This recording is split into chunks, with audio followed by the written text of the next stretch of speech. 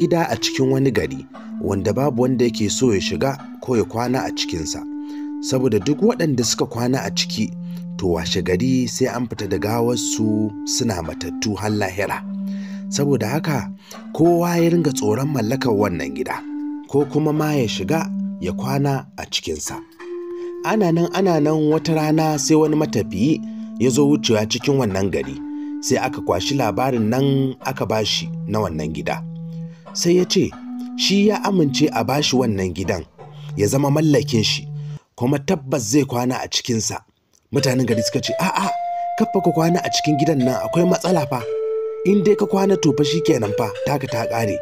Ya ce naji babu matsala, ni a bani wannan gida zan kwana kuma a tabbatar cewa an mallaka min shi.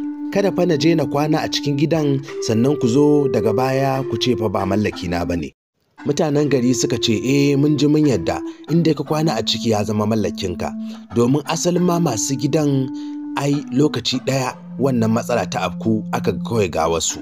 Tun daga wannan lokaci duk wanda ya shiga wannan gida da niyyar haya ko kuma da niyyar ya siya, in dai ya kwana a ciki shikenan ya mutu.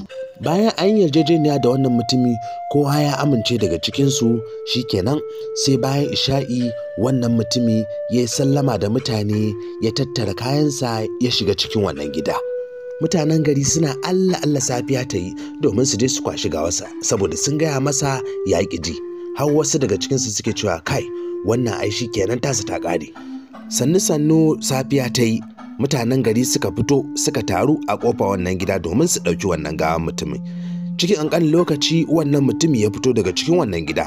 Duka mutanen wannan wuri suka yi ta mamaki, kai kowa daga cikinsu ya riƙe bakinsa yana a'a me ya faru ne, ya aka yi baka mutu ba? Sai wannan mutumi ya ce bari na gaya muku abin da ya faru jiya. Sai ya fara da cewa jiya bayan na shige cikin wannan gida kamar yadda kuka sani bayan isha'i, sai na ɗan kishingiɗa ina hutawa, amma ban yi bacci ba. Na tashi na yi alwala, na shimfiɗa da dumata na yi ta sallar dare. Ina karatun Kur'ani a cikin wannan sallah da ƙarfi. To kamar da yadda kowanne daga cikinku ya sani akwai rijiya a cikin wannan gida.